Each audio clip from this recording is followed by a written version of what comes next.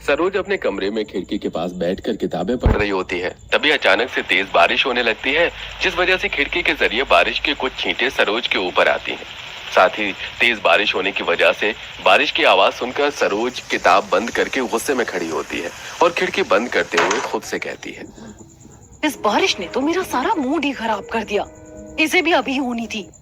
सरोज खिड़की बंद करके बाहर जाती है, जहां वो देखती है कि उसका पूरा परिवार बालकनी पर बैठकर चाय पकौड़ी खाते हुए बारिश के मजे ले रहे हैं। आ गई मेरी बच्ची, देख बाहर कितनी अच्छी बारिश हो रही है। तू भी हमारे साथ बालकनी पर बैठकर चाय पकौड़े खा ले और बारिश के मजे ले ले। बारिश का मौसम सभी मौसमों से सबसे अच्छा होता है। पता नहीं आप लोगों को कैसे बारिश पसंद है। मुझे तो बारिश और बारिश की आवाज से भी परेशानी होती है। मुझे नहीं खाना आप लोगों के साथ चाय पकौड़े इस बारिश में। ओहो, आज तुम्हें बारिश पसंद नहीं है। बारिश से इरिटेशन होती है, पर देखना आने वाले समय में तुम्हें बारिश कितनी पसंद आएगी। भाभी, मुझे अपनी पूरी जिंदगी में बारिश कभी पसंद नहीं आने वाली। बारिश में देखा कितने सारे कीड़े, उमस और चिपचिपी गर्मी होती है। ऊपर से जगह जगह रोड पर पानी भर जाता है। इस कीचड़ और गीले मौसम में मेरा बाहर कदम रखने का दिल नहीं करता। मुंह बनाकर सरोज फिर से अपने कमरे में चली जाती है। इसी तरह कुछ दिन बीत जाते हैं और एक दिन जब सरोज कॉलेज में होती है तो कॉलेज की छुट्टी होते ही तेज बारिश होने लगती है। अब सभी बच्चे बारिश में भीगते हुए मजे से घर जाते हैं, तो वहीं कॉलेज के बाहर भरा पानी और बच्चों को देखकर बारिश में जाता हुआ सरोज अपनी दोस्त से कहती है, बाहर बारिश का कितना गंदा पानी जमा हो चुका है और उसमें भी कैसे ही सारे लोग भीग रहे हैं और गीले कपड़ों में घर जाने को तैयार है। तू कभी बारिश को एंजॉय नहीं करती, इसीलिए तुझे बारिश से इतनी चिढ़ है। पर आज मैं तुझे बारिश में एंजॉय करवाऊंगी, फिर देखना तू। तुझे ये गंदा पानी नहीं बल्कि बारिश की बूंदें नजर आएंगी और बारिश होते ही तू भी मोरनी की तरह इस बारिश में नाचना शुरू कर देगी। सीमा काफी जिद करती है, पर सरोज बारिश में भीगने को तैयार नहीं होती और बारिश रुकने के बाद जब उसका ड्राइवर आता है तो वो अपने ड्राइवर के साथ घर जाती है। इसी तरह कुछ दिन बीत जाते हैं और एक दिन सीमा अपने कुछ दोस्तों के साथ एक रेस्टोरेंट में जाती है, जहां वो बाहर छाते के नीचे टेबल कुर्सी पर बैठकर खाना एंजॉय कर रही होती है। मौसम तो एकदम से बदल गया है, किसी भी वक्त बारिश हो सकती है। अगर बारिश होगी तो मजा आ जाएगा।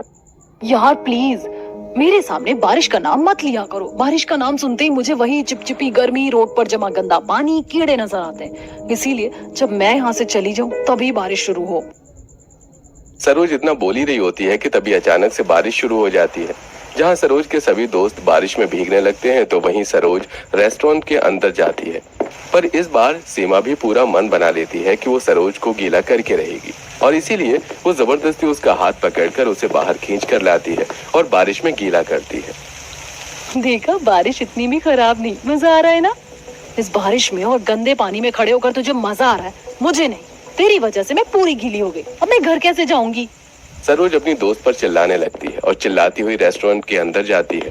तभी वहां दीपक नाम का एक वेटर आता है और ये सब देख सरोज से कहता है, लगता है आपको गीला होना बिल्कुल भी पसंद नहीं है।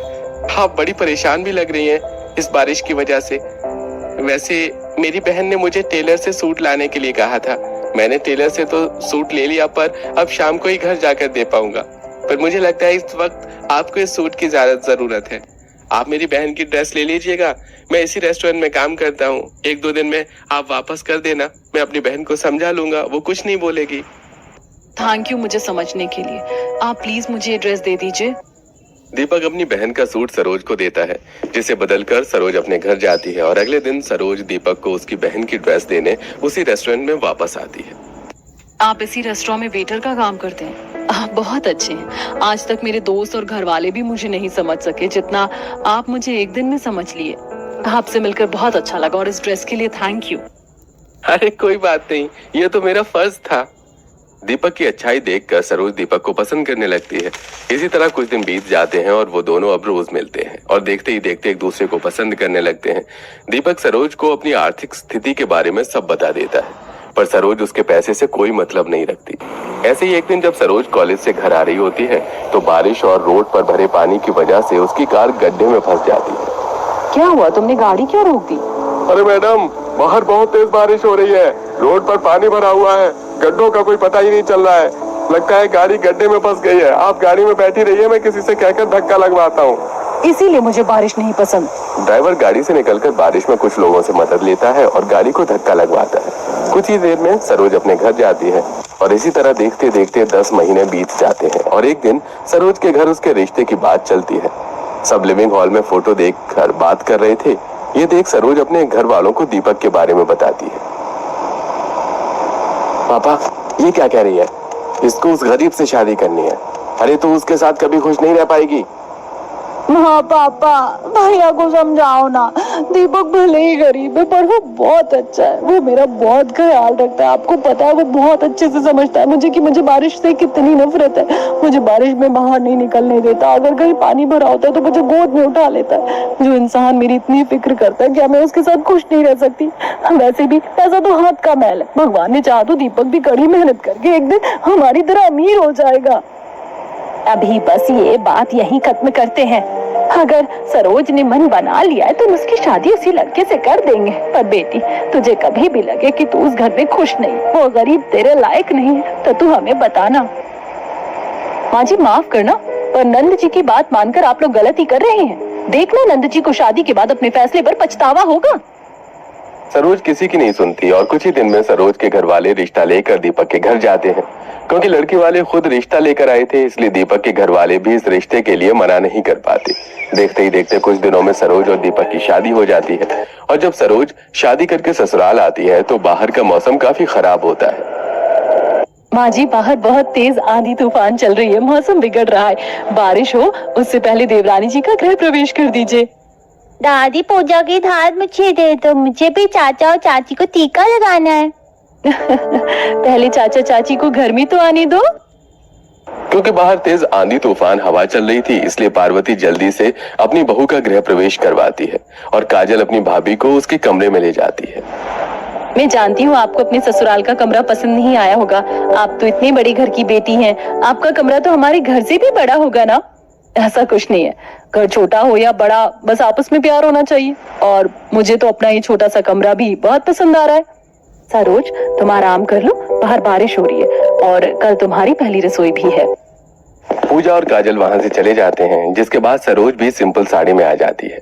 अब जहाँ पूजा अपने कमरे में अपनी बेटी नंद के साथ सोती है, तो वहीं हॉल में आशा सूरज सोते हैं।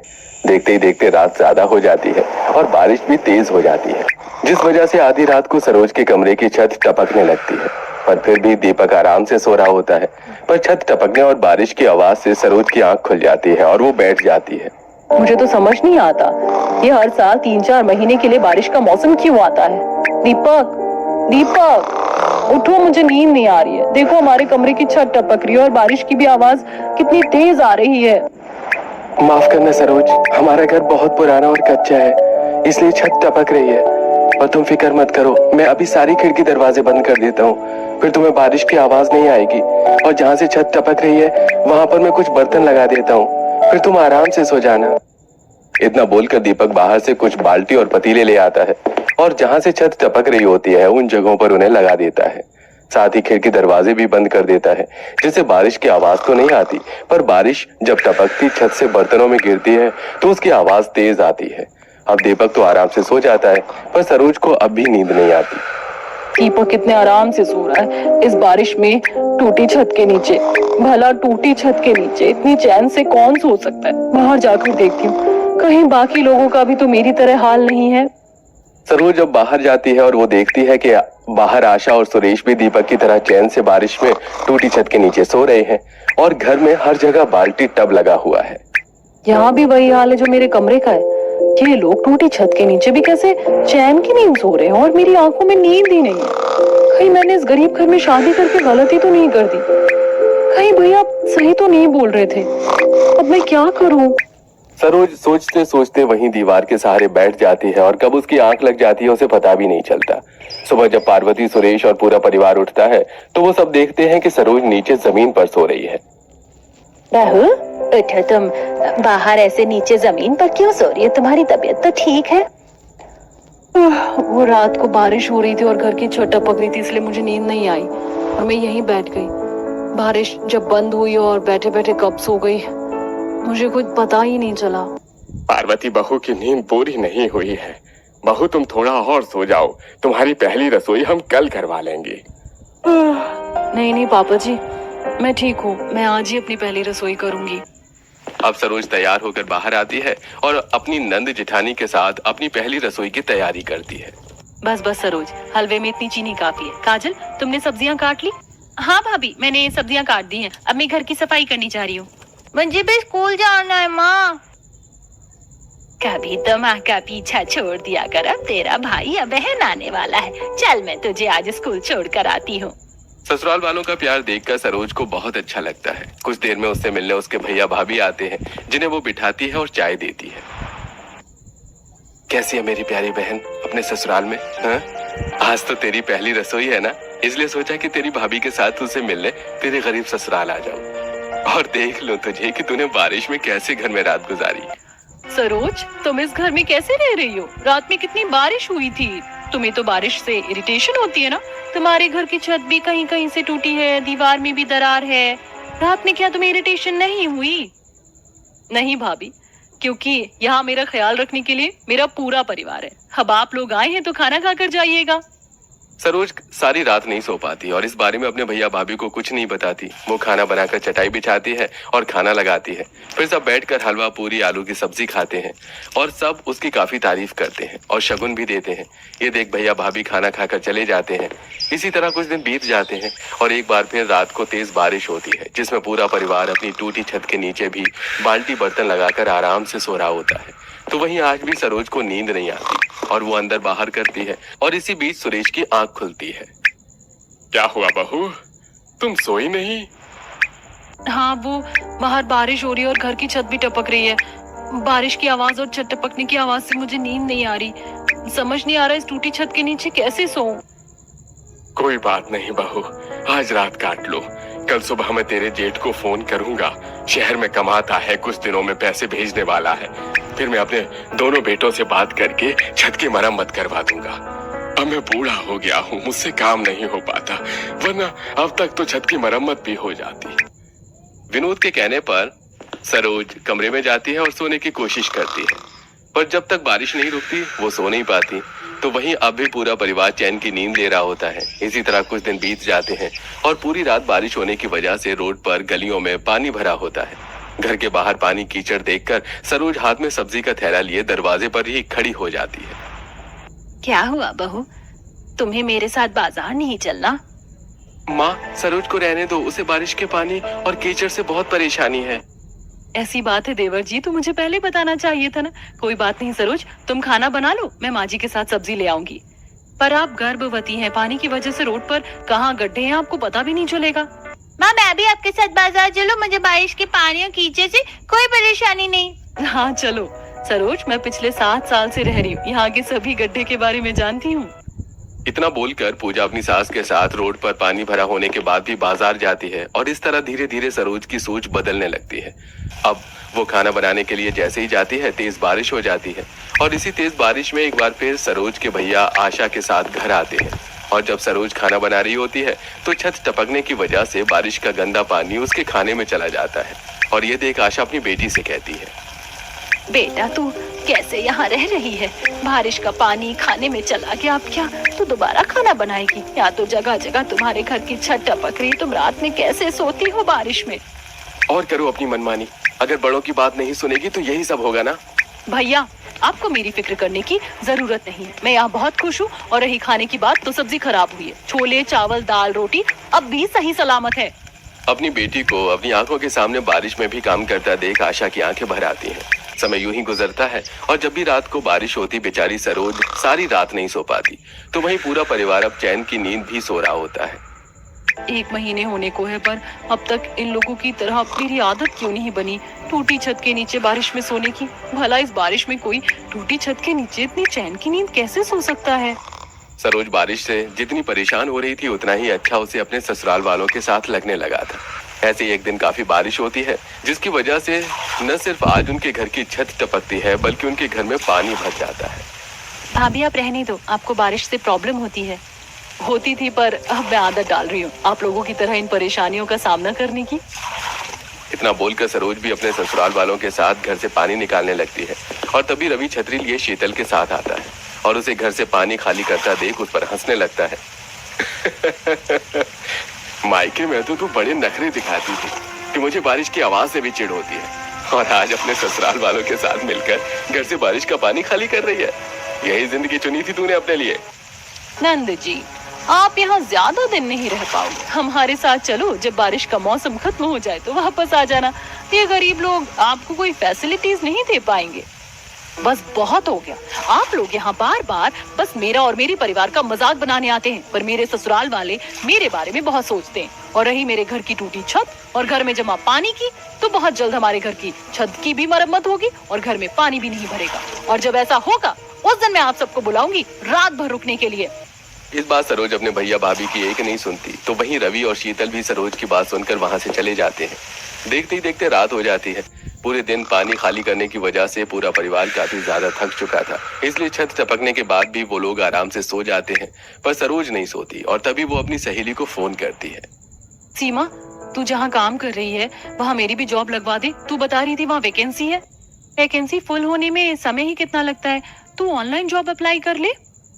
पूरी रात बारिश होती है और सरोज अपनी टपकती छत के नीचे एक कोने में बैठकर जॉब सर्च करती है। अब अगले दिन सरोज इंटरव्यू देने के लिए रोड पर भरा पानी होने के बाद भी बिना किसी को बताए इंटरव्यू देने जाती है और शाम को घर आती है जहां सब परेशान बैठे थे। सरोज, तुम सबको बिना बताए कहाँ चली गई थी?